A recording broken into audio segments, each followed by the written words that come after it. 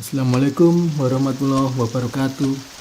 Berjumpa kembali dengan channel Naratif Kultur, channel yang menyuguhkan kisah kehidupan sehari-hari, baik sedih maupun bahagia, baik suka maupun duka.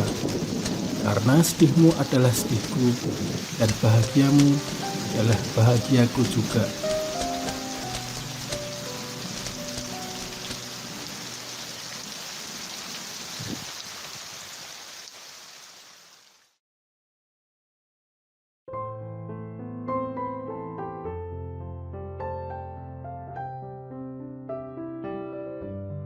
Sudah yang kesekian kali anak laki-laki itu kembali ke teras depan. Ia masih mendapati bapaknya tengah memandang langit. Sesekali asap rokok mengepul liar. Sang bocah tampak sangat menikmati setiap kali kepulan asap membubung dari mulut bapaknya. Kamu kenapa? Sudah malam, waktunya tidur. Tanya sang bapak sembari membelai-belai rambut anaknya. Sang anak tidak segera menjawab pertanyaan itu. Ia hanya pandangi wajah bapaknya yang kusut. Wajah lelah dengan sejuta pikiran menari-nari di dalam kepalanya. Bapak juga belum tidur, jawab anak itu. Iya, sebentar lagi. Kamu tidurlah dulu, nanti bapak segera menyusul. Jawab sang bapak tanpa sedikit pun menoleh. Sang anak pun berlalu. Laki-laki yang telah berjanji untuk segera menyusul anaknya itu kembali mengingkari janjinya. Ia justru semakin betah memandangi langit yang cerah dengan bintang bertaburan di sana sini.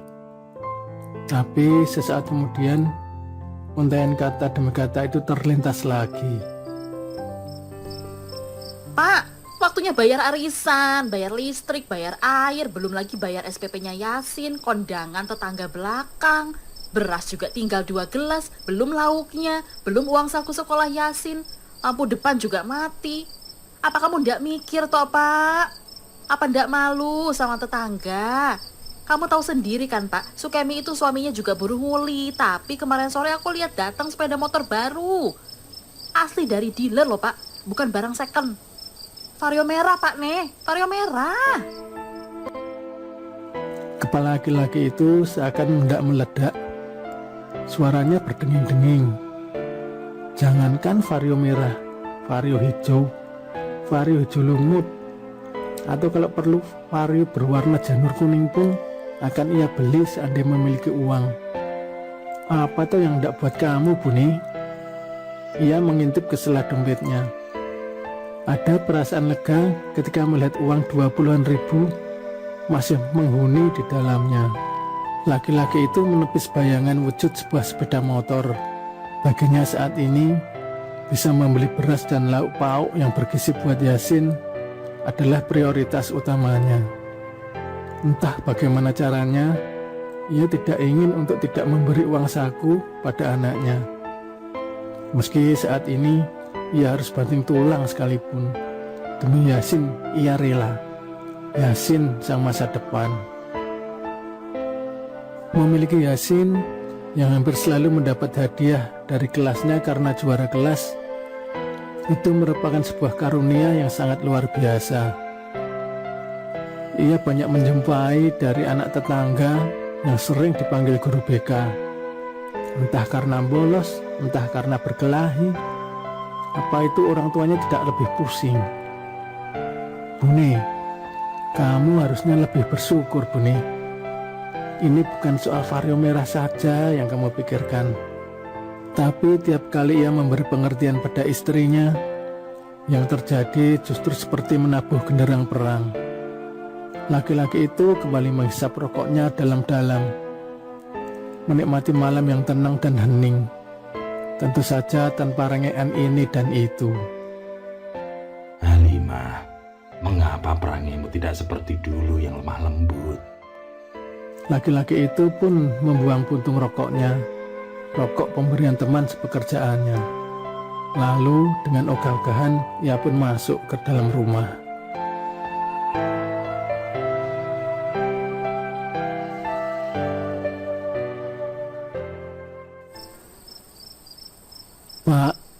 Nanti kalau bapak sudah punya uang, Yasin minta dibeliin bakso ya Pak. Yasin pengen bakso. Anak kelas 4 SD itu pun meminta dengan setengah menunduk. Ia sangat paham kalau bapaknya belum gajian. Itu karena hampir setiap hari ia mendengar ibunya meminta uang ini itu, lalu dijawab nanti kalau sudah gajian oleh bapaknya. Ingin rasanya ia meminta pada ibunya, tapi yang sudah-sudah pasti hanya akan mendapat bentakan atau ucapan-ucapan yang baginya sangat menyakitkan. Sang bapak memandangi anaknya dengan perasaan sedih. Ia elus-elus rambutnya, ia belai dengan penuh kasih sayang. Sekuat tenaga, ia menahan agar laju air matanya tidak mengalir. Yasin hanya meminta semangkuk bakso, dan ia belum bisa membelikannya. Hatinya pun tersayat-sayat. Tapi hari ini ia memang sedang tidak memegang uang sepeser pun. Maafkan Bapak Yasin. Bapak janji, nanti kalau Bapak sudah gajian, Bapak akan ajak kamu ke warung bakso pojok itu. Sang bapak kembali membelai-belai rambut anaknya. Ia berusaha tegar, meski hatinya sedang sangat teriris. Betapa berat hidup yang ia rasakan. Bahkan semangkuk bakso pun belum bisa ia penuhi. Maafkan bapak nak, maafkan bapak. Yasin pun mengangguk. Dengan penuh kasih sayang, ia memeluk bapaknya. Seakan tahu bahwa di pundak bapaknya tengah terpikul beban yang sangat berat. Dan malam itu, seperti hari-hari yang telah berlalu, Yasin kembali memandangi bapaknya yang lebih memilih menyendiri di teras depan. Sin, kamu tidurlah dulu. Nanti kamu dimarahi ibumu lagi. Sana, tidurlah. Sebentar lagi Bapak menyusul. Yasin tak berkata apa-apa, kecuali hanya mengangguk, lalu menuruti perintah bapaknya untuk tidur.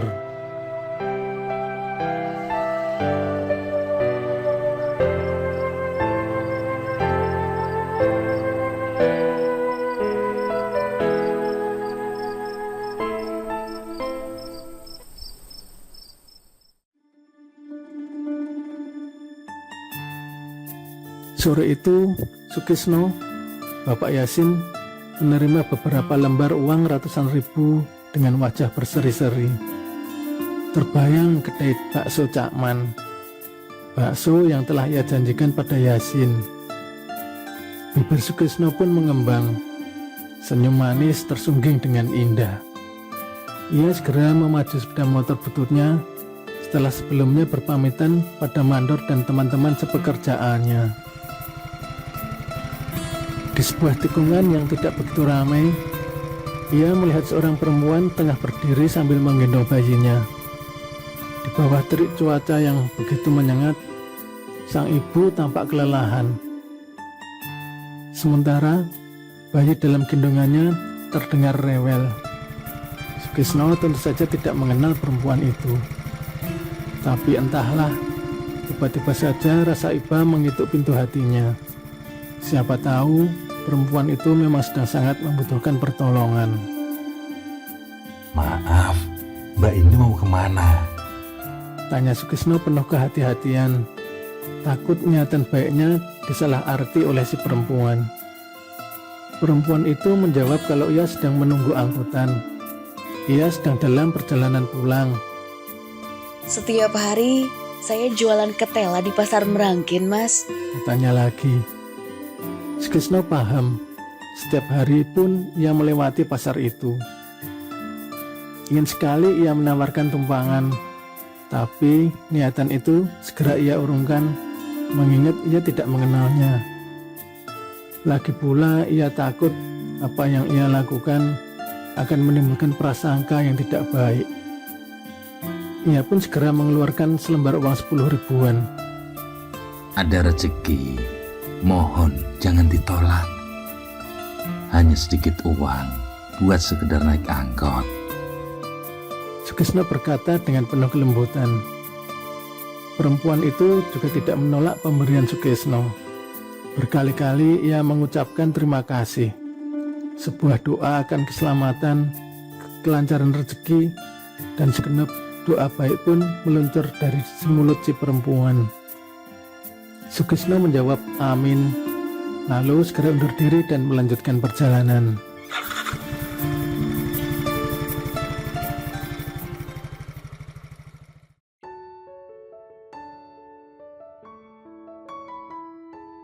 Yasin sangat menikmati potong demi potong bakso di mangkuknya. Sesuap, lalu nyengir ke arah bapaknya. "Loh, bapak kenapa tidak makan?" tanya Yasin dengan mulut penuh dengan mie di dalamnya. Sukesno menggeleng. Ia hanya mengatakan kalau sepulang kerja tadi ia sudah ditraktir makan oleh mandornya. Makanya ia kenyang. Padahal jawaban aslinya bukanlah itu. Sukesno harus menghitung dengan sangat cermat pos-pos uang gaji yang telah ia terima. Tentu saja ia tidak mau nanti saat keadaan mendesak ia tidak memegang uang. Maka lebih baik ia simpan saja dan hanya akan ia keluarkan nanti kalau keadaan memang sedang sangat gawat.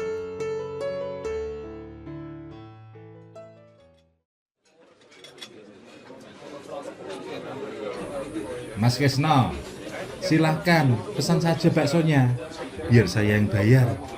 Tenang aja, 2-3 mangkok juga boleh kok, silahkan.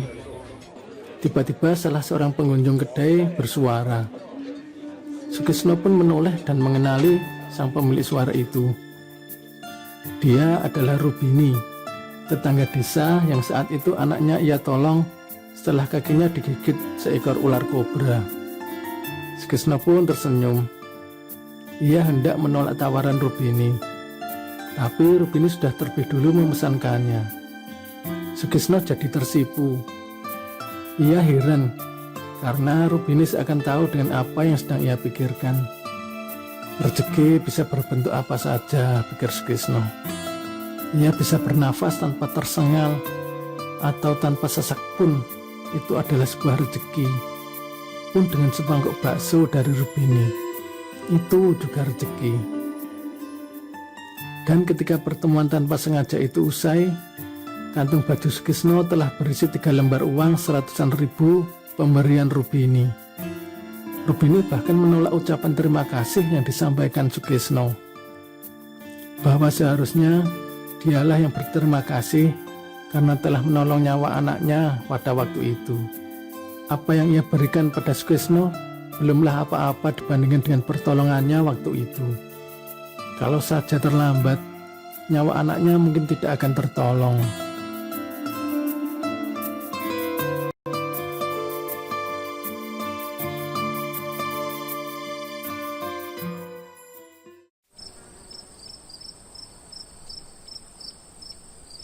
Malam itu, Sukesno kembali menyepikan diri di teras depan. Pikirannya kembali bergumul dengan kenyataan hidup. Seminggu yang lalu, anaknya meminta bakso. Baru hari ini bisa ia penuhi. Sementara kemarin siang, ia membantu seorang perempuan. Hari ini, Rubini memberinya sejumlah uang. Betapa liku-liku hidup yang ia jalani. Ada pahit, ada getir, ada manis, memberi dan menerima. Meski ia menyadari selama ini ia lebih banyak menerima dibanding memberi. Sukesno meraba lembaran-lembaran uang bergambar proklamator di saku bajunya.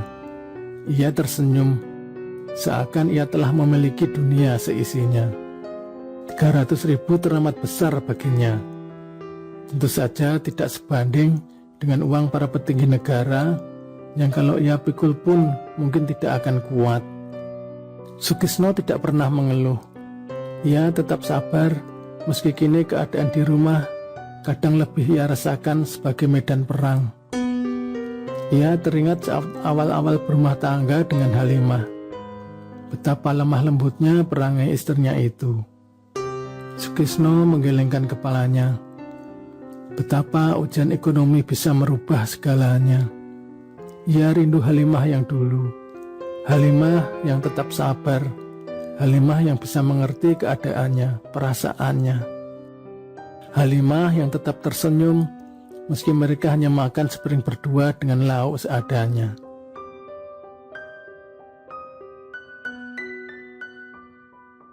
Sukisno nyaris marah dengan keadaan hidupnya. Namun ia kembali beristighfar saat teringat bahwa ia sudah memiliki rumah sendiri meskipun kecil. Ia ingat Ripno, Sujadi, Marwin, Jaki, Hilman. Beberapa teman kerjanya itu bahkan masih mengontrak rumah sampai sekarang. Kekayaan sejati bukan tentang seberapa banyak harta yang kita miliki, tapi seberapa besar rasa syukur kita dengan apa yang telah ada. Sebuah khutbah Jumat yang selalu ia kenang saat ia merasa sempit.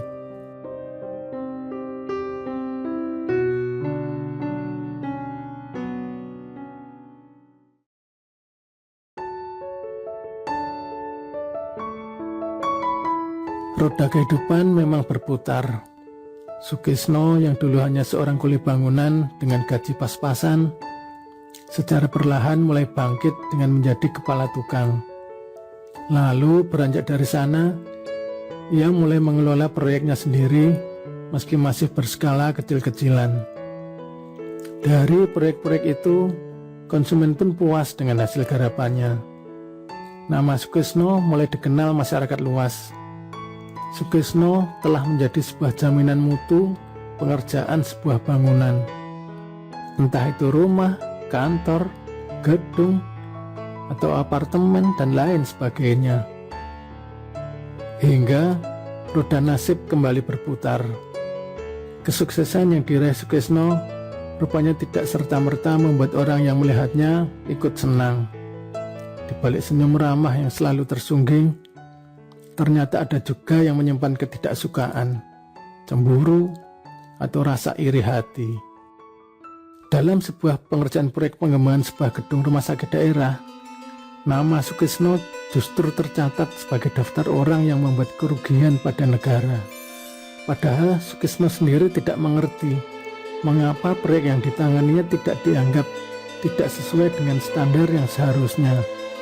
Lebih parahnya, ia dianggap telah menyelewengkan uang proyek yang nilainya tentu tidak sedikit. Alhasil, ia pun harus menjual aset yang ia miliki untuk menutup apa yang disebut sebagai kerugian negara. Ia juga harus mendekam di balik jeruji besi karena dakwaan yang sangat ia tidak mengerti. Ia benar-benar tidak paham mengapa semua ini harus terjadi. Namun, lagi-lagi Sukisno tetap menunjukkan kesabarannya. Ia jalani apapun yang ditujukan padanya dengan hati yang semeleh. Ia tidak akan menyalahkan siapapun, meski pada akhirnya ia tahu ia hanya dikorbankan sebagai kambing hitam. Ia tetap tabah, meski Halimah yang sempat kembali menjadi Halimah yang ia kenal, kini kembali meninggalkannya menjadi sosok pribadi yang asing.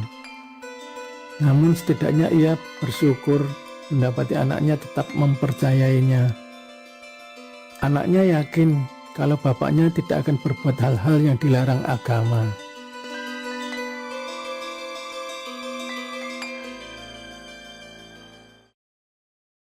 Kamu percaya Bapak kan, Nak? Kamu percaya Bapak? Tanya Sukisno meyakinkan pada Yasin. Yasin mengangguk dan menjawab dengan tegas bahwa ia percaya pada bapaknya. Sampai pada akhirnya tangis kedua bapak anak itu pun pecah.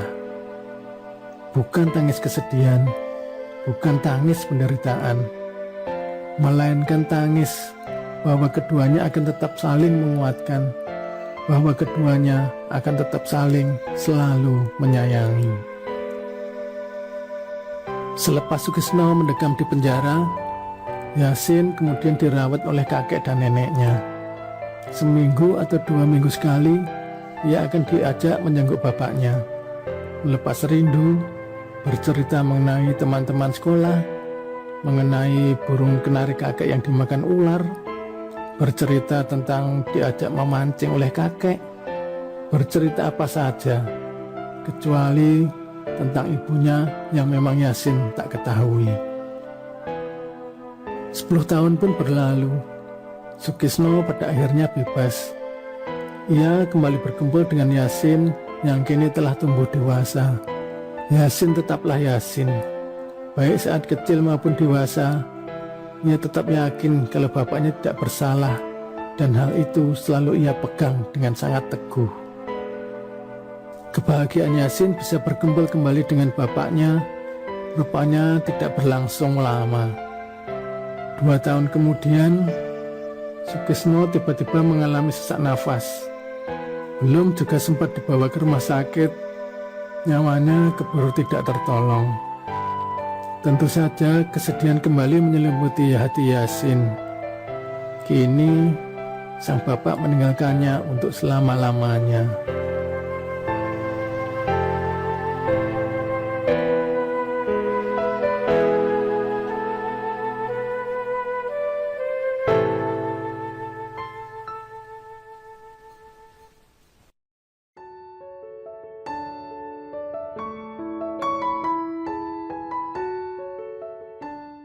Siang itu, Yasin menabur berwarna-warni bunga di atas sebuah makam. Ada nama Sukisno bin Hadiwijoyo di nisan makam itu. Di samping Yasin, seorang perempuan ayu dan seorang anak kecil ikut berdoa seperti apa yang ia lakukan. Ada sebuah kebanggaan dalam diri Yasin memiliki Sukisno sang bapak. Namun, dalam hatinya juga masih memiliki sebuah ganjalan. Halimah sang ibu, entah di mana kini rimbanya. Ia sudah mencari ke sana kemari, namun belum juga ia temukan. Andai memang sudah tiada, di manakah pusarannya? Namun, andai masih hidup, ingin sekali ia bertemu. Karena bagaimanapun juga, tak akan pernah putus sembah baktinya pada sang ibu.